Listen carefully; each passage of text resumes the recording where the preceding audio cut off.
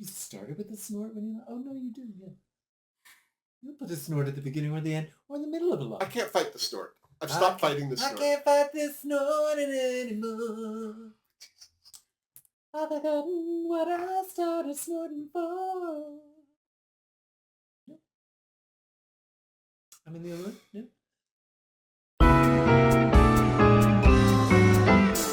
Hey dolls, it's me, Wilma Fingerdoo, with the Fingerdoo review of RuPaul's Drag Race Season 17, Episode 14, and as is my wont, I am joined by my illegitimate drag daughter, Miss Wilhelmina Box Farts. How are you, Wilhelmina? I'm fabulous, Wilma. How are you? I am delicious. I need to send a shout out. A couple. The first one is to Martha, one of my Patreoners. She sent us this backdrop. It was a birthday present. My birthday was last weekend, and this came in the mail. There are a couple of options. So you'll be seeing new backdrops, which means no weird lights behind us, which means... Speaking of... I want to welcome back to the Fingerdoo family on Patreon, Heather Sabian. Welcome back, Heather. I'm not sure where you've been, but I know as an artist, you're very busy, you're very famous, and you have things to do. I'm going to put a link to your Instagram down below so people can see the fantastic things you create. And welcome back. Now, let's get to it. We kicked this episode off by not saying goodbye to anybody because no one went home. No, Jules and Anya celebrated their shared winning loss. Yes. Yeah. Yes. And Sam celebrated her win. Yeah. A third win for Sam. Well done for her. Well, she mostly celebrated by sulking that it was still the top 5. Yeah. That's the pageant girl in her coming out. Pageant girl, she can't help it. Well, I get it. It is frustrating, but at the same time, it's still top 5. All in all, it was a very lackluster post-show hangout in the workroom. They claimed to be all lovey-dovey, but Anya still had her eyes on the prize. Yeah, as did Sam.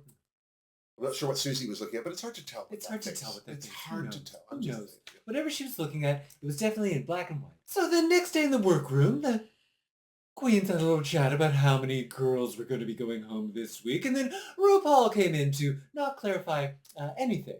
At all. Yeah. Whatsoever. At least one queen. At least. Ooh, that struck terror into the hearts of the Jules queens. needed a Xanax, and Sam was not happy. So this week's Maxi Challenge was auditioning for RuPaul's Drag Race live at the Flamingo Hotel in Las Vegas. Headline RuPaul's Drag Race live. Ooh. So the queens had to do a promo photo shoot, shoot a promotional video, and have an interview with Queen of Queens, Latrice Royale. All of it culminating in a live performance of RuPaul's latest song, Meet Me in the Gift Shop, which I think is a euphemism.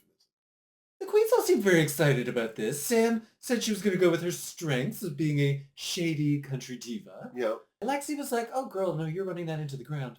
But she just said that in the confessionals, and she was more than willing to just let Sam hang herself with her own rope. Yes. Before you knew it, they were in the photo shoot. Like, this is one of the reasons why I think this episode seemed to fly by with no content. It just seemed like all of a sudden we were in places doing things. And, well, they kicked the photo shoot off with Jules Sparkles. And she did so well. I'm so glad the other queens didn't watch her because they would have all pooped their panties. Lexi would have exploded. Oh, she would have exploded right then and there. She killed this challenge. I'd also like to say, this challenge was not about the photo shoot. This was an interview with RuPaul. Because it was one-on-one time with Ru while they were doing a photo shoot. And Jules did all the right things. She looked gorgeous. She moved beautifully. She was hilariously funny. Except for that one moment where Ru asked her to open her mouth and she was doing her sex doll imitation. Then she understood what she meant. I thought Jules nailed this. Even the boys all looked like they were going to pee on her, and she was fine with that. She was fine with that. Yeah, she very much knew what was going on. She followed the direction very well. Ru was laughing her tits off the entire time, and she looked the part. It was a Vegas promo, and she came dressed like a nicely feathered Vegas showgirl. I would totally go see that show. I would totally go see that show. Yeah. Well done, Jules. Yeah, tap, tap, tap. I don't know why I said tap, tap. I don't know why you did that. It's because I'm wearing delicate It's like people French who say French kisses or chef's kiss. Yeah. It's like, no, just do it. You don't have to. Yeah. If you do it, you don't have to say it. Yeah, unless you're doing a chef's kiss, but it was a firefighter who gave it. Firefighter's kiss. And then you're good. Just put you over their shoulder? I think he hits you with his hose. Oh, I love being hit by a hose. A big, full, drippy hose. I'm so sorry. That's just not even euphemism. That's just Missy. I'm so lonely. Anya Nerve was up next in a kind of a body-swallowing, gigantic black wig, big black dress. I love the wig. I love the wig. I love how love big the and stupid dress, it was. but I not love the dress. together. Together it was a lot of darkness, but she did follow Rue's Oh no, she was another one who did direction. well in this. Yeah, she's like, think about your silhouettes. You know, we need some space. We need I to just be able to wish see she'd you. worn a different dress, that's all, because the wig was fantastic. But she seemed to do just fine. Little Sam Starr was next, and oh my God, what a stunning outfit! But she couldn't move in it, or I mean, if she could, it didn't.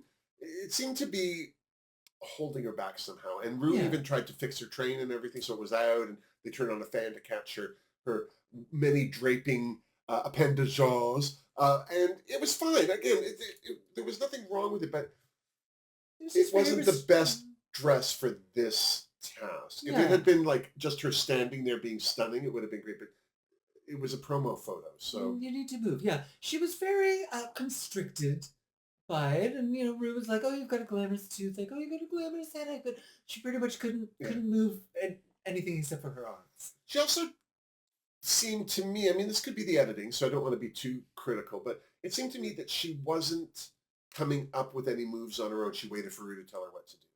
Whereas I feel Anya and Jules moved. You know, so it surprised me. I thought Sam was going to do better at this than I felt it appeared that she did. Bringing no surprises to the table was Susie Toots, who decided to do an anything goes sailor if I could have reached through the TV and slapped her face, I would have. Oh my God. Well, she had 8 rhinestones on that outfit. That's not a drag outfit. This is the problem I have with Susie Toots. Yes. Do we have time? I get it. I get her aesthetic. The 20s, the 30s. But she doesn't do glamour from that period. Where's her Jean Harlow references? Where's her Gloria Swanson references? And I get that she's trying to stay true to the period, but she still needs to remember she's doing drag. You're doing drag, girl. That white on her face could all be glitter. Like, it really frustrates me. Also, that wig was hideous. And I just felt that I could tell by what she was wearing and how she was moving, because she's not as dramatic a poser as the other queens seem to be. No, so, I think what's going on in her head is a lot more interesting and dramatic than what she's presenting. Yeah. Whatever TV she's watching herself on in the theater of her mind is got the best filter on it. She looks amazing in her own mind. And in real life, so dull and boring. Which, again, may prove that her mother never hugged her as a child. I think that's the problem. That makes a lot of sense. Makes a lot of sense. Yeah. I'm not going to hug her. Oh, no. As an adult? Maybe as a child, but I don't know, it's even worse if it's a child. My favorite part of the Susie Toots photo shoot was when we said, has performing in Vegas always been a dream of yours? It's like, oh no, that's not my dream. Have you ever been to Vegas? No, I have no interest in Vegas. Like, do you want to just go home now, Susie? Yeah, bye, Susie. I mean, wow. Skip the rest of the episode, take your ugly, boring tights, and just leave now. Yeah, this is why I was so impressed with Jules. She knew what the task was, and it wasn't the photo. Susie was just there for photo. Yeah. It's like, she's too cerebral. She's too cerebral for us. One of these days, I'm going to look up that word and find out what it means. No, don't. It'll just hurt you. Last to step out in front of the camera, Ms. Lexi Lovin. I was surprised by this because I thought she would do better just based on how she's been whenever anyone's looking in her direction in a dress. She seemed very timid, very questioning everything. And I also felt that her makeup, I'm not sure that it just looked odd. She looked like a glamorous alien. Yeah. The wig was stunning. Yeah. And I didn't mind what she was wearing, but her disposition seemed to be just unsure of herself. Well, I think her problem is whenever she gets direction, she takes it as criticism. Yeah. It's like it's not a critique. It's just someone on the outside is looking at you and they know what they want to see, and so they're trying to explain to you what they want in their mind. Make your choices. You make your choices as an artist, and you say, well, I'm going to bring this to the table, and if the director likes it, yay, and if they don't, they're going to ask for something else, and it's not a critique, it's just, that's how it works. Last but not least, in front of the camera was Lexi Love, and I loved what she was wearing, but her whole demeanor seemed off. It didn't seem off to me, it seemed very on brand for Lexi. Well, true. Insecure and unable to take direction without treating it as a critique. It was a criticism. It's just the director telling you what they want, Lexi. It doesn't mean that you're doing badly. Yeah. It just means you're not doing the thing that they would like you to do. Yeah, because photos are specific. If you have your face at a weird angle and somebody's looking at the monitor, they're going to say to you, "Can you tilt your head?" Yeah. For your sake. They don't want you having an ugly picture either. So. And some of the things you do have to, like, you have to put your body in a weird position. They're like, okay, lean forward, do this, lick your lips, and arch your back, and Think of England or think of whatever you it, think. yeah, whatever. And then it was time for the interviews with Latrice Latrice Royale. Chunky yet funky, large and in charge. Get those nuts away from my face. Latrice Royale. I love her. I love her. Yeah. I love Latrice. Yeah. Yeah. I love her moxie. I love her new teeth. I love everything about her. Yeah. First up was Sam Starr. And they seem to have a nice little chitty chat. Well, chit chat. Yeah, as much as you can with Sam when she's, on. Yeah. No offense to her, but the other thing, I loved what she was wearing because she had like a pantsuit on with a jacket over her shoulder. It looked very casual for a sit-down interview. So, and she had on, I know she's repeating a wig, but I really like that wig. So it's a signature Sam Starr. I was okay to, but she's got another one where that roll that's on this side, it goes all the way around. She could have had one where the roll was on this side. Like a third one would have, I think, impressed me. But as I say, I don't hate that wig, so I didn't mind seeing it. Happy to see it again. Yeah. Yeah, to no one's surprise, when asked what her best quality was, Sam Starr said her confidence. And then what is her least lesser quality? Being shady. Your shadiness. I'm like, I would have reversed the two. Yeah, your shadiness, your shade game is very strong, Sam Starr. Yes. Don't sell yourself short. Mm-hmm. They sang together, Jesus is a Biscuit, and then when Latrice was surprised that Sam could sing, she was, well, I won the musical. I did my share. My share. My share. I share. The first time you've ever, that's not your share yet. You have to work on it a few weeks. That was a share that was pulled out of you. Yeah. Yeah. And then she had to do Jesus is a Biscuit a share. And all I could think of the whole time she was doing that was if Chad Michaels was in the room, she'd slap your face. The next queen in front of Latrice Royale was Ms. Anya Nerves. Her outfit threw me a little. I was confused by her outfit, but then, Latrice wasn't wearing the nicest outfit either, so maybe she did that to make her feel a bit better about herself. But that's the kind of outfit that only looks good from the front, and they kept showing her from the side. It looked like she had like a hump or something on her back, bless her heart. It was not a sitting down outfit. No. Anya, on the other hand, I felt there was a lot going on. That wig seemed a little long to be sitting for an interview. It wasn't terrible or anything, but it kind of took over her face. And then all that business over here with the cutout in the middle, it was just a lot to look at for an interview. So I don't think she looked bad, but it was distracting. But she didn't look great. No. But she let us know that drag is not her full-time job. She's only been doing it 3 years. First of all, everyone in that room should just be trying harder because this is where Anya's hitting it. Yeah. So impressed. And on top of that, flipping burgers is her day job. Good for her. Anya also talked about, she called it wearing her heart on her sleeve, but I call it not having any kind of poker face. Not at all. Like that's like when you're not having a good time and it's showing on your face.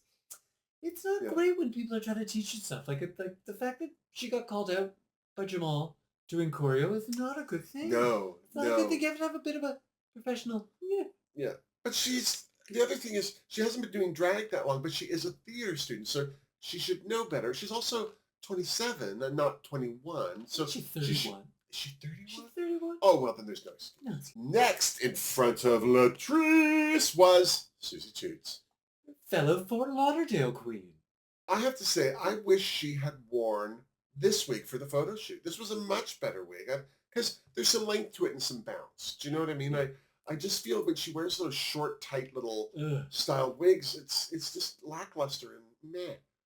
So I like what she wore for the interview better, the black jacket. She also had on, it looked like a darker hose and black shoes. She looked better than she normally does. Maybe she should try less hard. You're damning her with faint praise. Well, I mean, it was better than what she normally, because I hate what she normally wears. I thought this was some good insight into the mind of Susie Toot, where she said her worst quality was her uniqueness, which makes her a less polished drag queen. So I wouldn't call it uniqueness. I would say stubbornness and lack of willingness to modify or do drag. Just change it up a little. Like drag it up a little. Because the 30s. They were so glamorous, Yeah. and I don't feel like she's ever been glamorous on this show. Not with that face on her. Thank God Lexi was next, and the reason I was happy that she was next is she brought the room back up. Because she was very honest and very open, but in her Lexi style, which is still very entertaining, until she got to her story about almost being human trafficked. And then it's like, Oh, God. Lexi, love, Yeah. good grief, honey, you need a hug. You need all the hugs. Oh. And Jack, you can't hug me back because you're Mm. currently handcuffed to a bed. But that's fun. Think of wearing your heart on your sleeve. That was Lexi Love. Lexi Love has no poker face. No. None. No, she Zero. doesn't play poker. She ain't No. got time for it. No time for it. If No. she's playing poker, she's holding all her cards so they're facing you. So Yeah. there's no surprises. Yeah. Yeah, Lexi is she's just, I don't know what it is. She's just always compelling. Yeah. Even when it's a train wreck, at least it's an interesting train wreck. It's a train wreck worth watching. Yeah. Yes. And then last but not least, it was sweet little Jewel Sparkles. Time to She shine. killed this interview until she Killed didn't. it. Until she didn't. Well, I really like that part because when Latrice asks, where do you see yourself in 5 years? And Well, she's 20, what is she, Sometime. 22, 23? Yeah. She's not thinking 5 years ahead. No. She's thinking 5 hours ahead. It's like that's What's for dinner? That's the biggest thought she got going on. 5 years is a quarter of my life. But why would I plan that far ahead? Yeah. I mean, she actually said to Latrice that I've been focused on this, but she hasn't got the next thing, Yeah. which I think is fine because if you win this, your next 5 years are handled. Yeah. No one needs you thinking. I'm with you. I didn't have a problem that she didn't have an answer for that because it's Jules, but Latrice reacted to it, and then it started making me think, oh, is this bad? this might have been a bad thing. But no, I still think she was true to herself, and on top of that, she looks spectacular. She looks so good. And then, surprise, surprise, it was Elimination Day. We didn't see them rehearse the number? Nothing? No. No crowd? All right, fine. Pardon me. No, we had a little bit of reminiscing about... Everything. Yeah, they talked about their first impressions of each other, and everyone's first impression of Susie Toot was... "Ugh." And everyone's first impression of Sam is that she's a shady queen. Yeah. Yeah. Yeah. So nothing's changed. Nothing's changed, No. yeah. And short of a couple of other comments and observations here and there, it was off to the main stage. This is why I'm saying this. It felt like nothing happened this episode. Yeah, it just kind of sped along. We did get Susie Toot sharing a little more of her delusion in the confessional by saying that she has no kryptonite, which made me realize she doesn't know what kryptonite is. No, she has no idea. Because, Lex Luthor's dropping all kinds of dangerous It's things. all around you, girl. Susie Toot, the kryptonite is in the house. Yeah. It's in the house. Your kryptonite is drag. Yes. Drag is your kryptonite Yes. and nice shoes. Yes. And then, here's your hat. What's your hurry? It was off to the main stage. Again, there was nothing in this episode, it felt like. It just was like a greased chute, you heard me, right to the stage. Rue looked great from the neck up. That wig was so stunning. But I have to say, I hate it when Zaldi uses Christmas decorations to make her dresses, because this one looked good. This wasn't the worst. You didn't like the tinsel of it all? I don't like Tinseliness? tinsel as a Yeah. dress. No, it just looks like a craft project to me. But she looked good in it. And then the one thing I will say is that the tinsel seemed to lie flat through the middle, which gave her shape.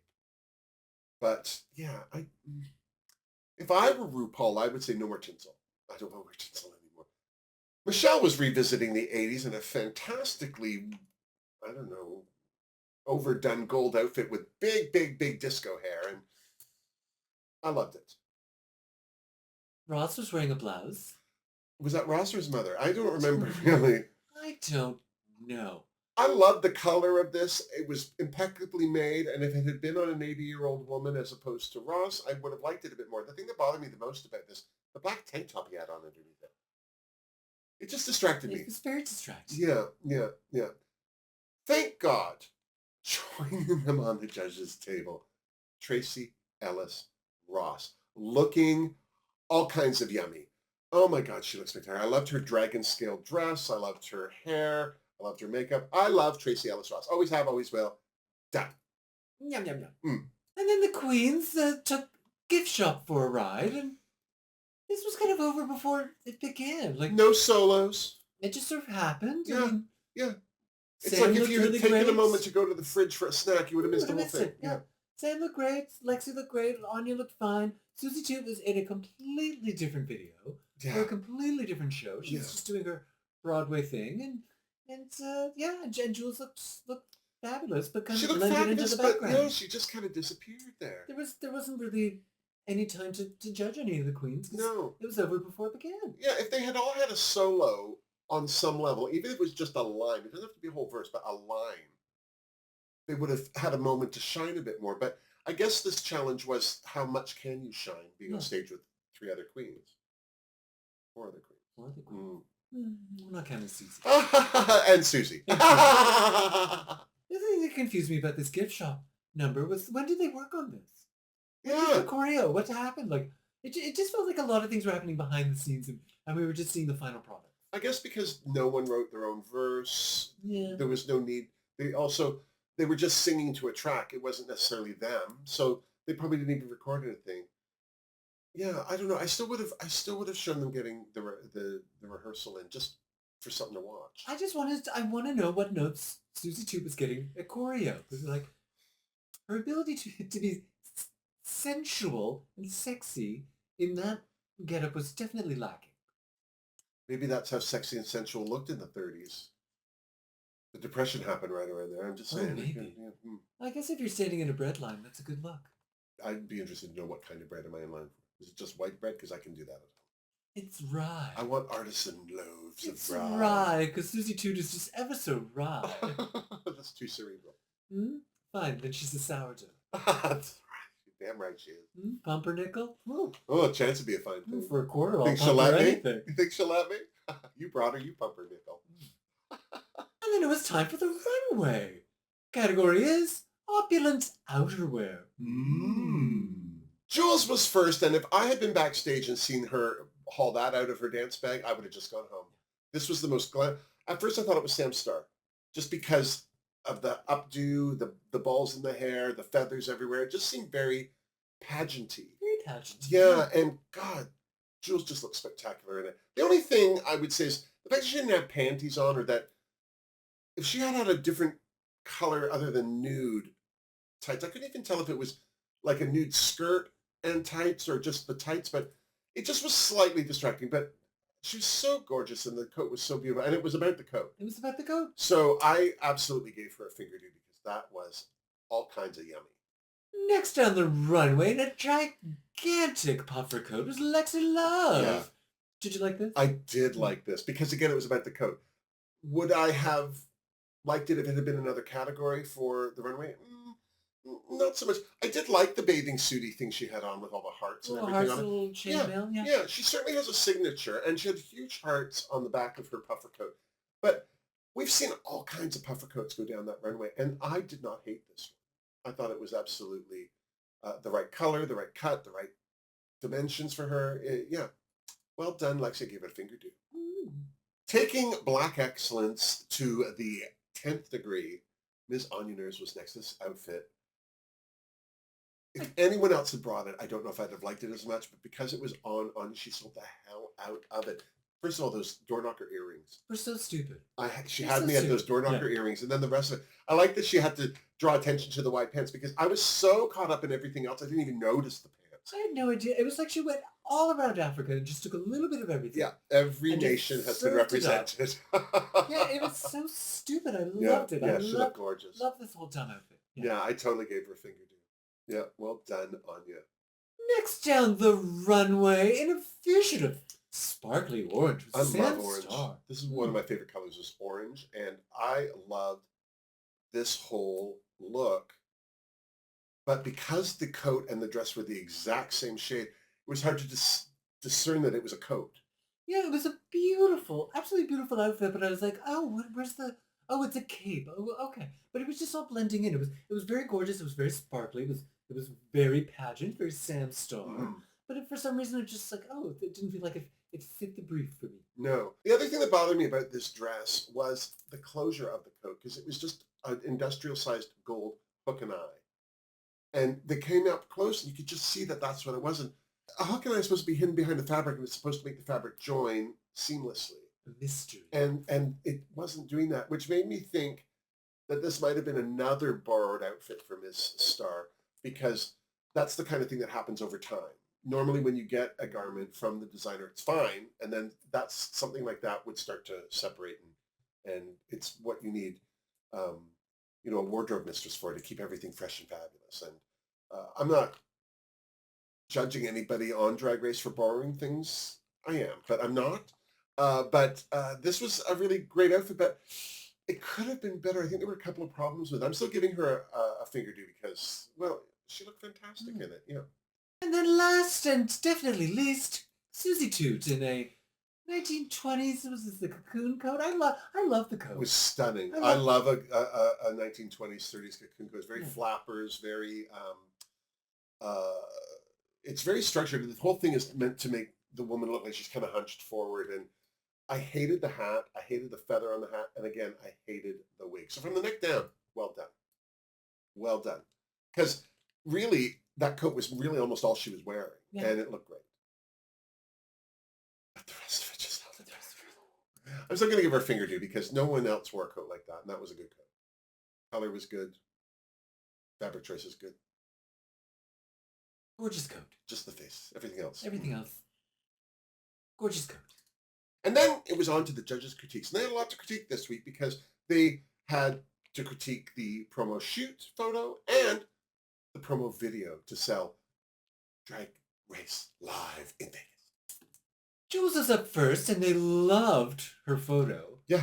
And they also loved her promo video. She understood what was going on. It was cute. It was sexy. It was just a little slightly dirty. There was lots of ding, ding, ding, ding, which should have been annoying, but wasn't. It kills me that that's not annoying from her, because it is annoying when you do it.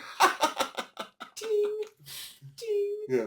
I would totally go see that show. Yeah. The judges also loved Jules in the number, but because her outfit was navy blue and black, she disappeared. Yeah. Ding. Then it was time for Lexi to be judged. They thought her photo was okay. The final result was better. It did look good. I mean, we saw what it took to get her there, but just to see the photo, fine. Yeah. Both of them, the solo and the group shot. Definitely did okay. Her promo video was unfortunately for a brothel and not for Drag Race Live. I think brothel is a kind word. I don't know what she was trying to get people to come see. I don't know what she was selling. I really don't. Yeah, I didn't want to go, that's for sure. And neither did the judges. Yeah. They didn't want to go, but they liked her in gift shop and her outfit presence in the number was spectacular for them. Yeah, everyone said they kept looking at her over everyone else. Anya was next, and here's another one. They loved the promo shot. They loved the promo video. But for the promo shot, she was in all that black in front of a black background. So it just, again, I feel like the dress was the wrong choice. Yeah. But they loved her promo video, and she was another one who got lost in the shuffle during the number. And it wasn't because she wasn't shining and sparkling. It's just she just wasn't doing her typical Anya faces. And Tracy said she enjoyed getting eye-fucked by, I believe that's how she put it, eye-fucked by Anya during the number. She likes it when Anya gives her a little eye action. Yeah. Which she was all about during the runway. When her signature waving people off as she leaves the stage and during the runway killed Tracy. Yeah. So it's just me. Shut up. Tracy was a little confused by the interview look, and I believe called it North Carolina pastors. It was totally. As soon as she said that, I was like, yeah, definitely. And Ru told her that she still seemed a little bit guarded and needed to, have a little more fun. Yeah. I don't think she was wrong. I don't think she was wrong at all. No. Very, very insightful. Yeah. Good notes for Ms. Nerves. Yeah. Next was Little Sam Star, and she was waiting on some good kudos, but that's not really what she got. Michelle once again called her plastic and said she needs to, it's too pageanty, it's too rehearsed, and I agree. Yeah, even Tracy picked up on that. She said, because Sam's promo video, which was all over the place, it did not come up with the shady country. She pumped up her accent. She had a couple of countryisms in there, but she wasn't wearing anything country. It made no sense. It made zero sense. No. And Tracy was like, no, I felt like there was a layer of plastic wrap between us. And people are picking up on it. And I love Sam's promo photos, but the one of her solo was better than the one of the group. I think she's better on her own. Ross thought that her runway look aged her, which was very bold for someone who was cosplaying as an 80-year-old woman. Yeah. Sam took the note very well, very graciously, very much like a pageant girl. Yeah. Smiled and nodded. But it was killing her inside. Killing her, but take the note, Sam. That's a good, she's young. She's like 24. So yeah, that's an excellent note. Last but not well, maybe I don't know. I don't want to. I don't want to pick on her. I just can't help it. But it was Susie Toots, and well, it went about as well as I think anyone would expect it to. No one liked her outfit. They wondered why she was wearing it. It wasn't very Vegas. It wasn't very drag. And as much as Tracy appreciated what she was doing, it was lackluster. Yeah, her photo wasn't very good, and the promo show wasn't very good, and her runway, she said, was, she thought it was be a nice return to form of Susie Toot, but in her most glamorous form. Return? Yeah, Michelle's like, you never left. You showed us a punk look. You showed us the sexy elf look. And early. And then it's just been variations on the Toot face that we've learned to grow and tolerate. After the judges deliberated, it was clear that the queens that were in the top were Jules Sparkles, Anya Nerve, and Lexi Love. I'm not surprised, but it was announced that this week's winner was Jules Sparkles. That's her second win. I'm so happy for her. Yeah. She was thrilled. She crushed every single challenge in this episode. She crushed it. Part of her prize, not just the $5,000 tip, but it was that she will be a headliner of Drag Race Live in Las Vegas. I'm so excited. That's a show I'd go see. I would go see that show. In a minute. 100%. Yeah. Landing in the bottom to no one's surprise, Susie Toot, and keeping her company there, Sam Star. And this slapped her face. You could just see, like, not only was she in the bottom, she was in the bottom with Susie Toot. Ooh. Yeah, that's and Susie Toots won her first lip sync, the only lip sync she did. But that was her lip sync to win. And so now she's up against Sam Star. This is going to play a great song, though. Love Child, Diana Ross and the Supremes. It was great because what they were wearing, it's not a dancey song. Yeah. So they were good to stand and model. But Susie did remove her outerwear, which I think was a good thing to do. But the outfit she had on underneath, the way the beading, the shimmy beads were in the front, it made me think of a Bob Mackie costume for Carol Burnett with low boobs. Do you know what I mean? It threw her proportions off for me. It wasn't a horrible dress. It just wasn't flattering. And neither was the dancing she was doing. I mean, Sam did, as soon as Lexi said that she looked like Patsy. Oh, I couldn't see anything but Patsy That's Stone. all I could see. And then I was like, oh, Patsy Stone is lip syncing. And then I didn't care what Sam did. No. Because I was just enjoying the Patsy. The Patsy of it all. But one thing that bothered me was she was fighting her coat with her left arm, like it had come out of the sleeve. And just based on that alone, I wish she'd gotten rid of the coat. I wasn't surprised that when it was all said and done, little Sam Star shantaed, and it was Susie Toots who sashayed away. I watched her What You Packin' with Michelle Visage, and one thing that I was surprised at, Susie's only been doing drag for 3 years as well. A lot of these queens are new. They've not been doing it long, but I'm not going to put Susie in this category, but Anya, Jules, lots of these queens are really polished for not doing it a long time. And I feel like Susie's cut herself off at the knee by sticking to this aesthetic that she seems to feel is going to make her stand out from the crowd. I mean, it does, but for all the wrong reasons. I hope, after watching this season, that she's able to take this aesthetic and add drag to it. I just feel like she's just missing the drag aspect of what she's doing on stage. So there you go, another episode done and dusted. What do you think? Did the right queen go home? Are you shocked that Susie got sent home? I know a bunch of you have been commenting in the comments down below that you're not fans of Jules, which I find hard to understand. I mean, I'm not judging you for it. I'm just surprised because I think Jules is just so lovely and she's played an honest, good game. She's done her best. She's tried hard. When people have thought she's been shady, she wasn't being shady, she was being strategic. Yeah. I mean, Sam Starr's been more shady and nobody's called her on that. So either way, our top four, Lexi Love, I would like to see her make top three because I think it'll be great for her confidence. Anya, who I think is possibly going to win it all, I feel her only competition at this point is Jules. And then there's little Sam Star, who, if she doesn't make top three, she may cut someone. I don't know what'll happen. She's gonna, yeah. If she doesn't, Trinity the Tech will. I'm just saying. But either way, next week it's the lip sync Lollapalooza, and then the finale after that. Ooh. I'm looking forward to seeing the queens come back next week, only because I keep forgetting who was there. I'm not... Okay, maybe not Joella. But the point is, it was an interesting cast this season, and I think this will be Drag Race Season 17's apology to Crystal Envy. She's going to win the lip sync. That's my prediction. She'll win it, she'll get some money, and they'll say, no hard feelings. I do love the lip sync much more than when they would do a reunion episode. Yeah, I don't like the reunion episode. I think it's a lot more fun. We get one more chance to watch the queens perform. The queens get one more chance to win a little bit of cash. And we just get to see them doing what they're supposed to do rather than just sit around and throw shade and be bitter that they're not in the finale. How about you? Who are you excited to see next week? Anyone in particular? What about this week? Were you happy that Jules won? Shocked? Surprised? Think somebody else should have won? Let me know in the comments down below. And while you're down there, don't forget to like this video and to subscribe to my channel if you haven't already. These are the 3 best ways to support the Fingerdoo review, but if you'd like to go that extra mile, you can always leave a tip or do either through the YouTube thanks button down below this screen or in the description box down below. I've got a link to my OG PayPal account. I also have links to the Fingerdoo family Patreon page where we meet twice a month for live chats, and a link to my Redbubble store where you can get Wilma merch, including the Wilhelmina box farts designed by Laura D'Souza, which you can get on a cup, a magnet, a t-shirt. I've looked into bath mats and toilet covers. No. But a shower curtain you can get on. I'm thinking of getting that on a shower curtain for myself.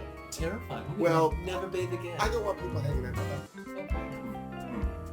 that. Thanks for joining. Thanks for having me. And until next week, this us! That episode. Goodbye, substitute. Yeah, well, I don't know. Yeah, there were no tears shed. No.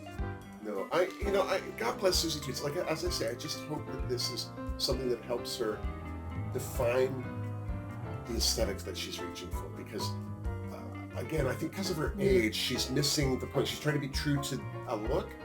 It starts to be drag. I mean, even having said that, like, a lot of the judges loved her runway. Oh, yeah, no, her runways were fun. Her runways were fine, but it's still a drag competition. Yeah, like Law Roach was the only one who liked her makeover monologue. Was he not? No, not that week. No, he was full of love for Anya Nurse. Oh, for Anya Nurse dad. Yeah, Nanya Business. Nanya Business. Business, yeah. Yeah, I think Andre could do better than Paul. Oh, he has done better than Paul. Come on. He's been to prison.